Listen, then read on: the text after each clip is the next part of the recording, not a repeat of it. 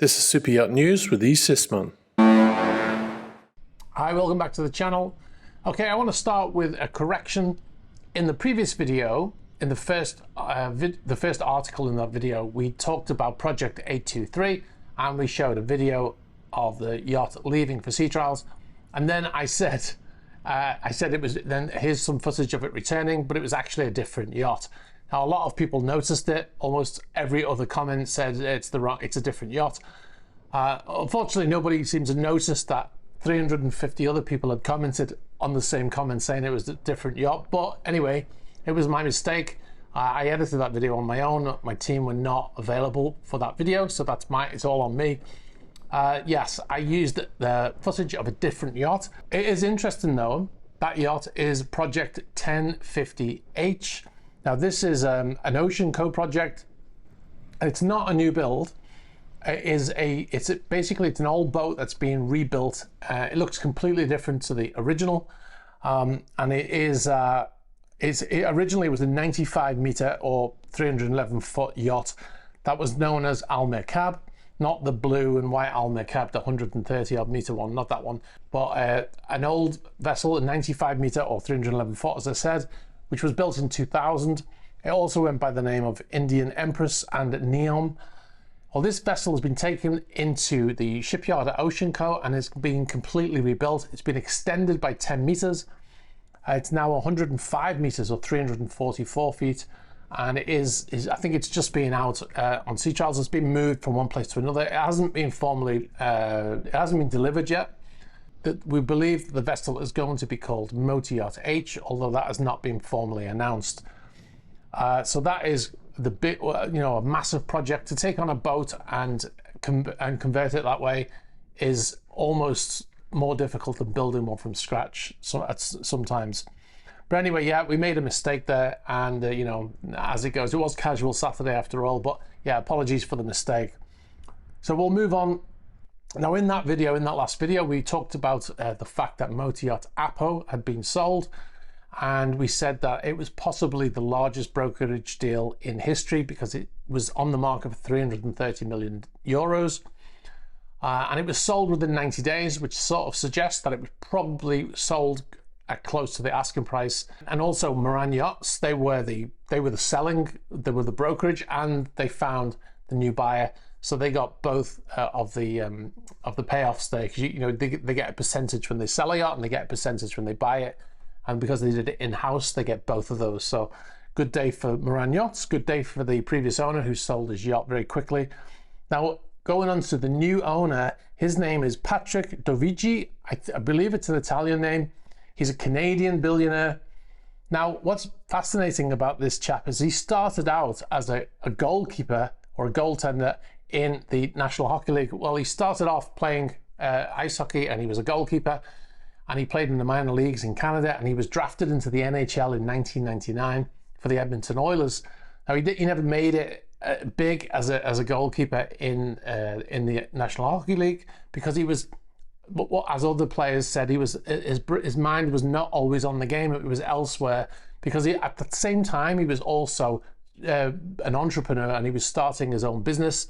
Now that business is called Green for Life Environmental Inc.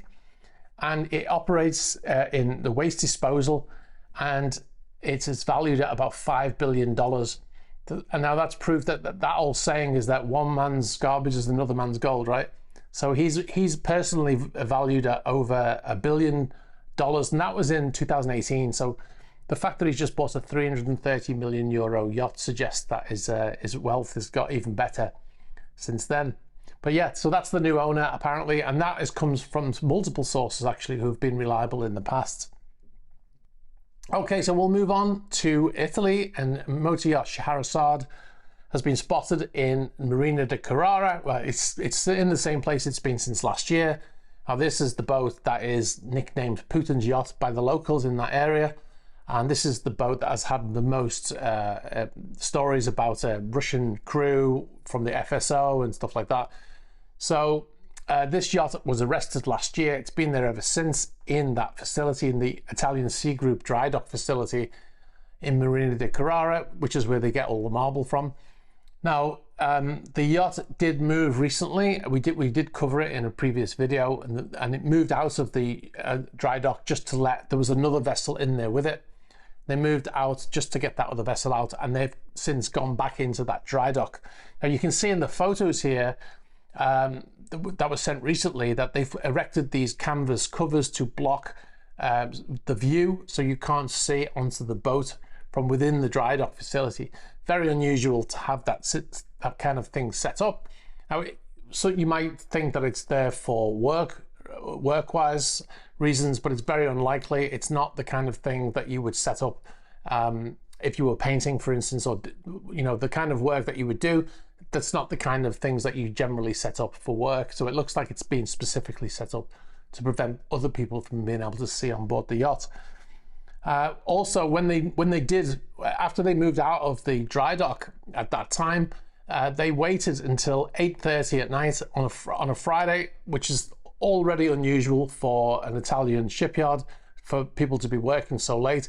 But it was a bank holiday weekend as well, and they moved, late at night when there's nobody else was looking around the boat. So we'll move on to the next yacht that's been spotted. Quite a lot of spotted yachts lately.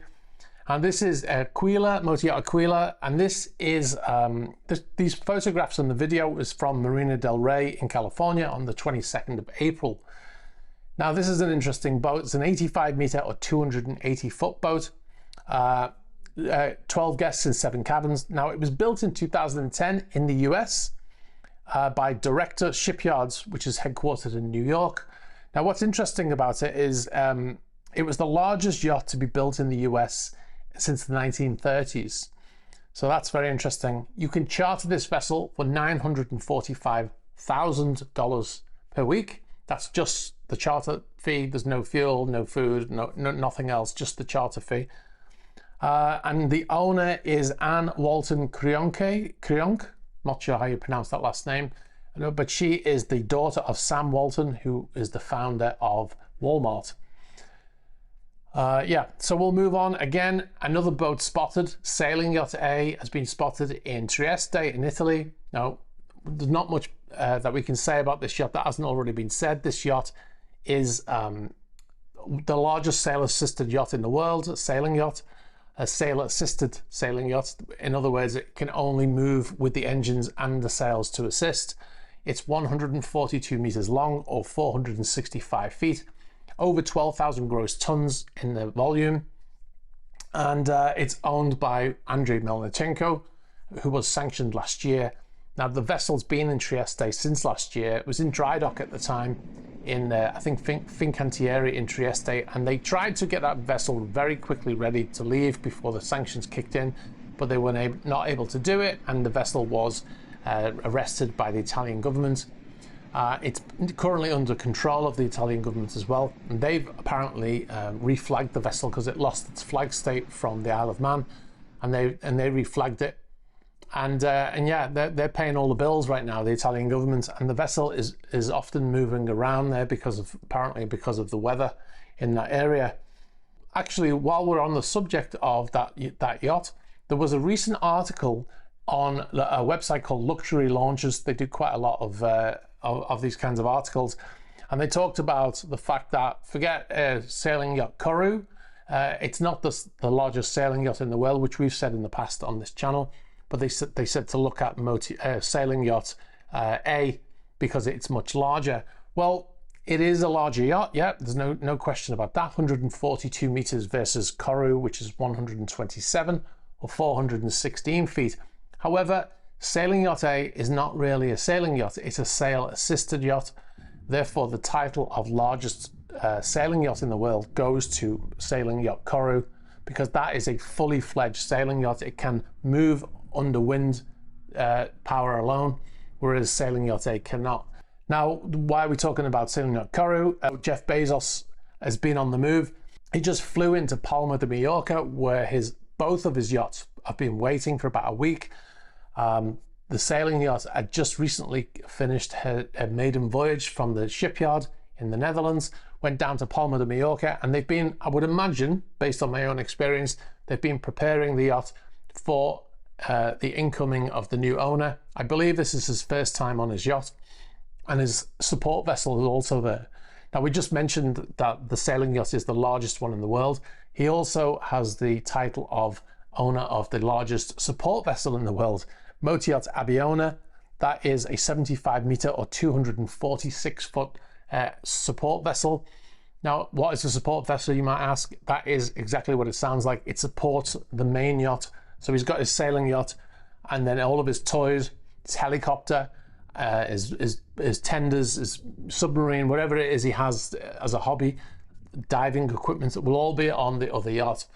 Now, we mentioned helicopter. When he flew into Palma, he flew on his Gulfstream jet, and then he transferred to his helicopter, and he flew his helicopter, well, I think his girlfriend is a helicopter pilot, and they flew to the yacht, the support vessel, and then they would have transferred by boat to the sailing vessel. Now, both vessels were in Palma de Mallorca, but they've left now, and they're now sailing around the islands by the looks of it. And like I said, I think this is the first time he's been on his boat since delivery. Okay, so we'll move on to our main story now, and this is about the yacht, motor yacht Nakia. This was a 28 meter or 94 foot Sunseeker yacht that ran aground in Hawaii, in Maui in Hawaii in February. Now, the reason why we're talking about this again is that the owner of the yacht and the charter company that the yacht belonged to has filed for bankruptcy. The reason why he's done this is because the insurance company has recently said that they will not pay for the salvage and the damage to the reef system. There is a lawsuit in the US filed against the company from the investors who financed the purchase of the yacht. Now, they loaned him $1.45 million to purchase this yacht, and that was meant to be paid back over a 15-year period. And he was chartering the vessel. I think it was about $10,000 a day they were chartering that vessel for. And the owner also seeks $500,000 for the salvage and $500,000 for environmental damages. Now, it's not clear whether the owner of the company can pay that money. He did have another yacht, so that could probably be sold, but I don't know whether it has that value, that type of value, but that's what they're suing for anyway. And as a result of the insurance company not saying that they're not going to pay for the salvage, he's filed for bankruptcy. Now, the reason probably why they're not going to do that is because they said that the lawsuit says that the only approved captain on the insurance policy was not on board at the time of the accident, and he had a different captain on board at that time. He wasn't on the insurance policy, and hence the insurance company is not paying out. Now, the lawsuit doesn't say whether the insurance company is going to pay out for the loss of the vessel, but it just said that it's not paying out for the salvage. As the result of that, the owner of that yacht and company has filed for bankruptcy. So we'll keep you abreast of that story as we learn more. One other thing, we talked about another boat in Maui recently and about how it was being cut up. It was called a AHPO. That vessel has now been removed. I'll put some footage on the screen. They basically chopped the top off it, removed the engines, and then cut the vessel in half, and then hauled it out of the water, and then put it on the back of a truck and drove it away. Strangest salvage operation I've ever seen. But that vessel has now gone, and you know, peace has been restored to that area. All right, guys, one more thing before I go. Please be sure to check out our Patreon page at patreon.com/esysman. You'll find behind the scenes videos, including how we filmed the RV Petrel in Leith without being shot down by the Navy vessel. You'll get to see other exclusive videos not published on YouTube, like the Patron Chat series and the Atlantic Vlog series. And you'll get early access to features advert free. You get to suggest topics for future videos, and you'll get to ask questions for patron-only Q&As. One last thing, be sure to check out our SuperYacht News channel. You can find the link below, or you can type at superyacht-news into YouTube and you'll find the channel. This is basically a shortened down version of the stories in this video that you've just watched. Plus there is some exclusive videos being posted on there as well. So be sure to check that out also. Now, if you've got any information about any of the stories we've done today or any other stories, please be sure to get in touch. You can do that through the About page of the YouTube channel. You can get us on Instagram, on Facebook Messenger, on Twitter. You can also get us on Threema. Be sure to like this video, hit the subscribe button, and hit the bell for future notifications. All right, guys, thanks very much for watching, and I'll catch up with you soon. Bye-bye.